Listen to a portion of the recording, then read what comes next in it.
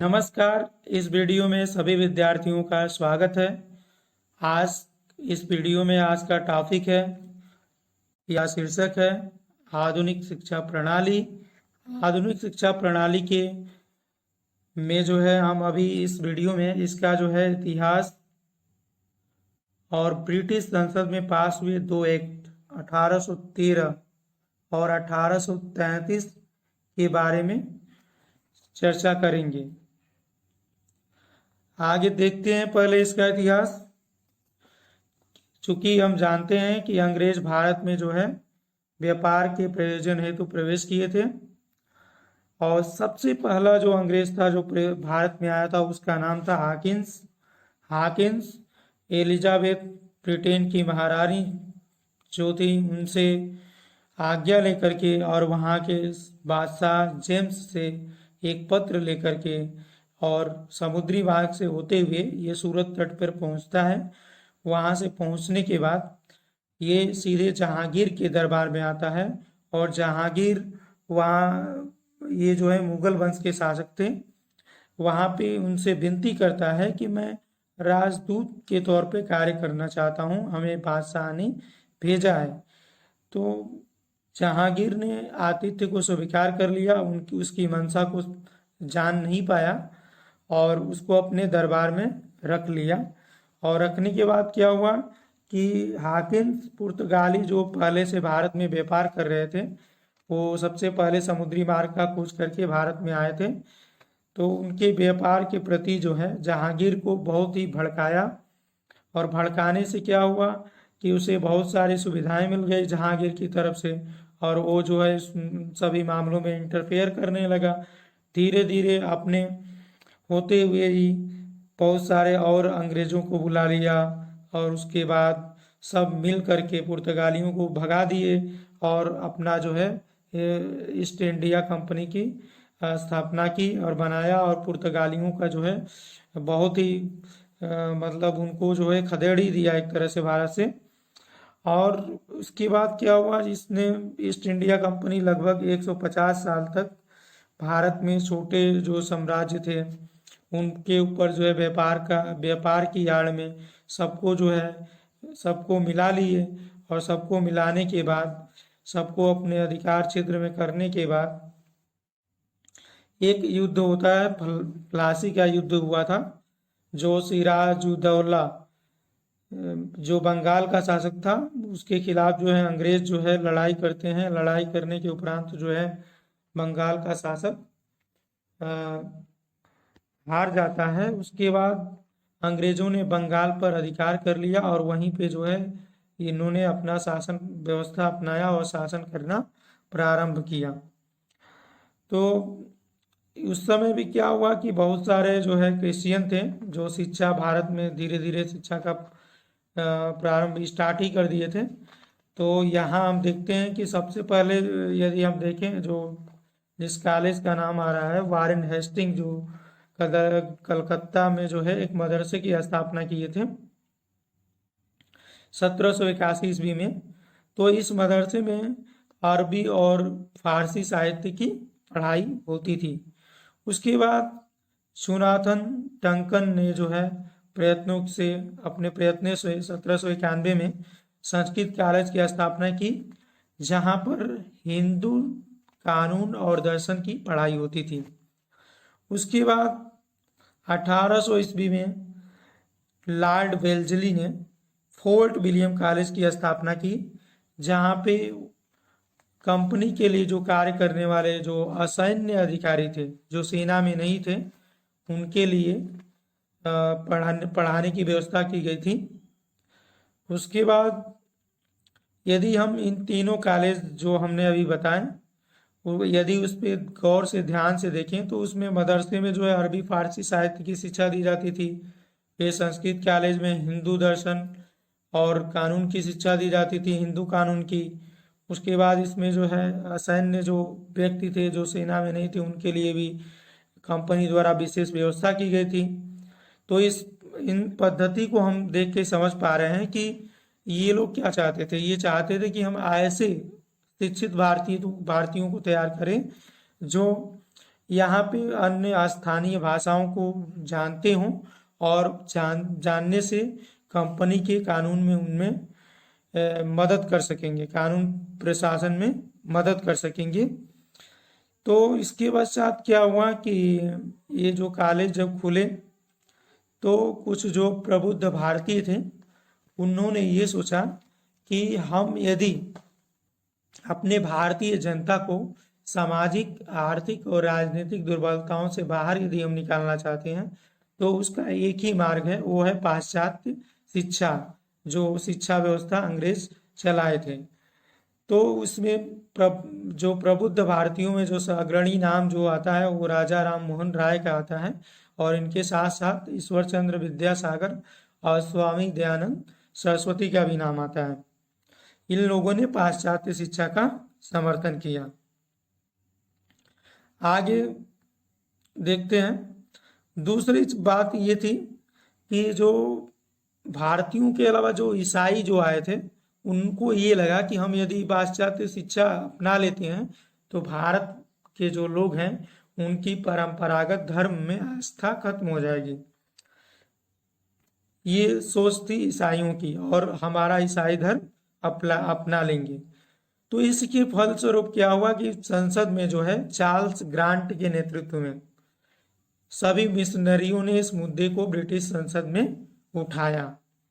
Charles grant को जो है भारत में आधुनिक शिक्षा का जनक कहा जाता है। चार्ल्स ग्रांट को भारत में आधुनिक शिक्षा का जनक कहा जाता है। और इस मुद्दे को उठाने के परिणाम स्वरूप क्या हुआ कि ब्रिटिश संसद ने एक नया आज्ञा पत्र जारी किया। 1813 आज्ञा पत्र जारी किया। अब इस पत्र के बारे में देखते हैं कि मिशनरियों को इसने जारी किया कि मिशनरियों को अपने धर्म एवं शिक्षा के प्रसार की छूट होगी, पहली चीज। उसके बाद ईस्ट इंडिया जो कंपनी थी, जितना भी उसका अधिकार क्षेत्र था, उनको जो है शिक्षा का दायित्व निर्वहन करने के लिए कहा गया। उसके बाद कंपनी को यह भी कहा गया कि वो 1 लाख प्रति वर्ष रुपए जो है साहित्य के लिए रख रखाव एवं भारतीयों को विज्ञान का ज्ञान देने के लिए करेगी। ये पहला ऐसा मौका था जब कंपनी ने, ईस्ट इंडिया कंपनी ने भारत में शिक्षा को प्रसार के लिए ध्यान दिया था, यहाँ पे पहली बार, और धन की भी व्यवस्था की थी। देखिए यहाँ पे क्या हुआ, इसके आ जाने से भारत में जो है शिक्षा का प्रसार तो हुआ ही, ठीक है, लेकिन इसके साथ साथ क्या हुआ कि इसमें इसकी बहुत सारी कमियां हैं। इसकी बहुत सारी जो कमियां हैं ये हैं कि इस जो आज्ञा पत्र को हम जो देख रहे हैं इसमें कहीं भी शिक्षा के स्वरूप का उल्लेख नहीं है, और न ही कहीं शिक्षा के माध्यम का उल्लेख है। रही बात विवाद की, तो विवाद यहाँ उत्पन्न होता है। जो धारा 43 में यही लिखा हुआ था कि इसमें एक चीज क्लियर नहीं है, साहित्य। इसमें साहित्य जो है बिल्कुल अस्पष्ट है। इसमें साहित्य का जो तात्पर्य है, जो पाश्चात्यवादी विचारक थे वो अंग्रेजी साहित्य से लेते थे, और जो प्राच्यवादी यानी भारतीय जो थे वो जो है अपना संस्कृत, अरबी और फारसी के साहित्य से लेते थे। तो इसके फलस्वरूप एक नया जो है विवाद उत्पन्न हो जाता है, और जो नया विवाद उत्पन्न होता है तो इसके लिए जो है गवर्नर जनरल ने जो है समिति बैठा दी थी, और इसमें दो गुट में विभाजित हो गई वो समिति भी। कुछ जो है ये करने लगे थे प्राच्य मतलब भारतीय शिक्षा व्यवस्था की बात करने लगे थे, और दूसरे जो है अंग्रेजी शिक्षा, आंग्ल शिक्षा के समर्थक बन गए थे। ये समर्थकों में प्राच्य शिक्षा के समर्थकों में एस.टी. प्रिंसेस और एच.एस. विल्सन थे। इन प्राच्य विद्या समर्थकों का मानना था कि भारत में संस्कृत और अरबी के अध्ययन को प्रोत्साहन दिया जाए और भारत में पाश्चात्य विज्ञान और ज्ञान का प्रसार इन्हीं भाषाओं में किया जाए। नेक्स्ट, एक गुट और था जो मुंबई में सक्रिय था, जिसके नेता मुनरो और एडल्फिस्टन थे।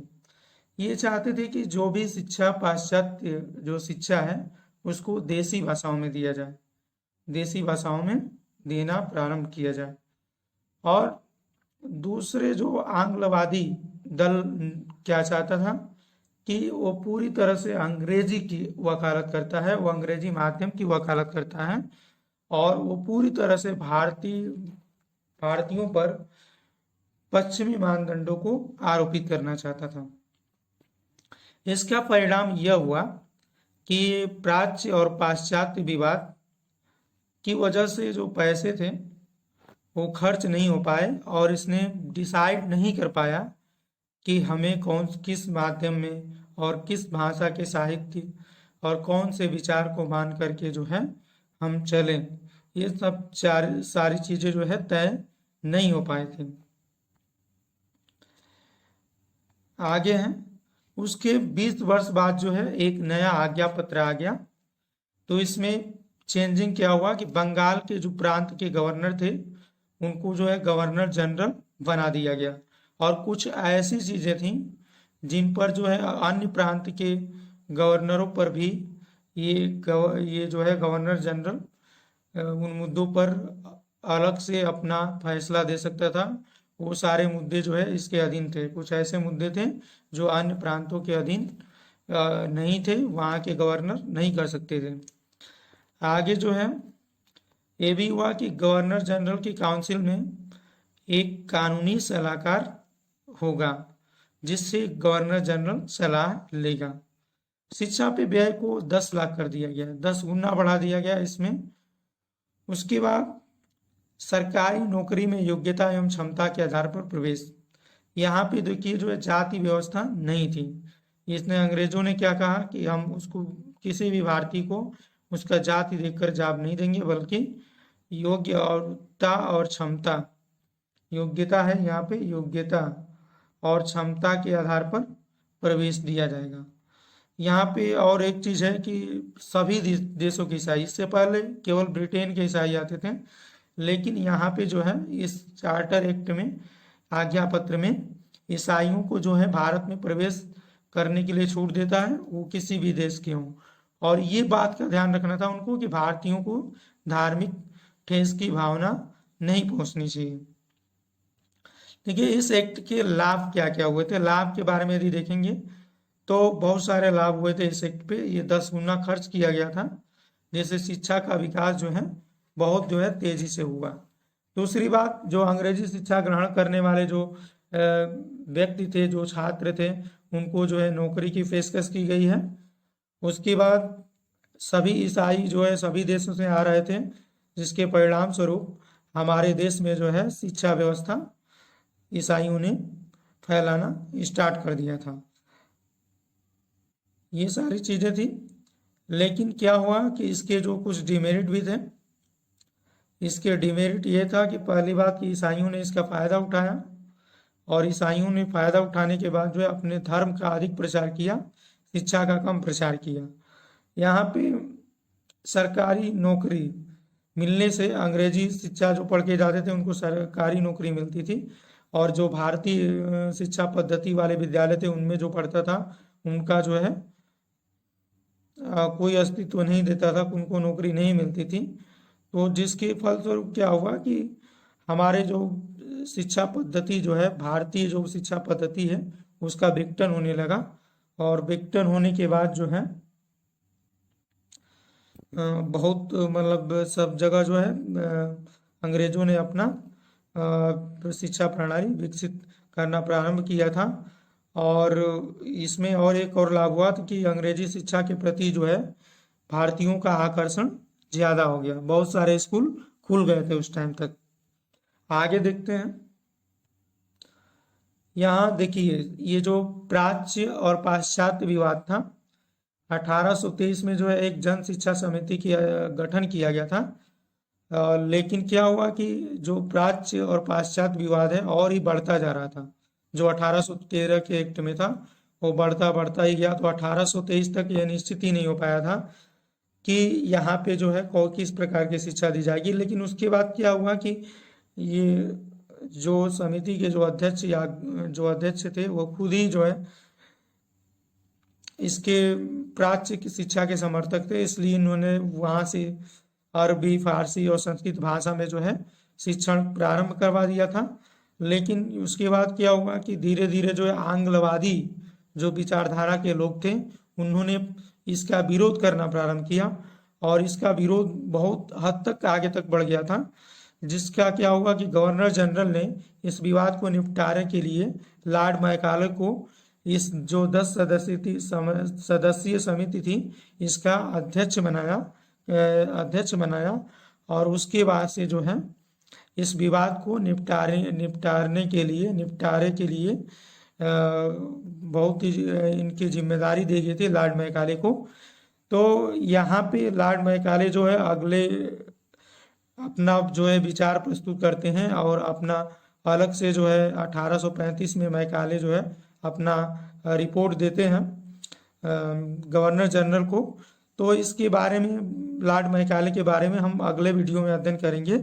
यहाँ तक अभी हमने देखा है और मुझे उम्मीद है आपको यहाँ तक पसंद आया होगा और समझ में आया होगा। धन्यवाद।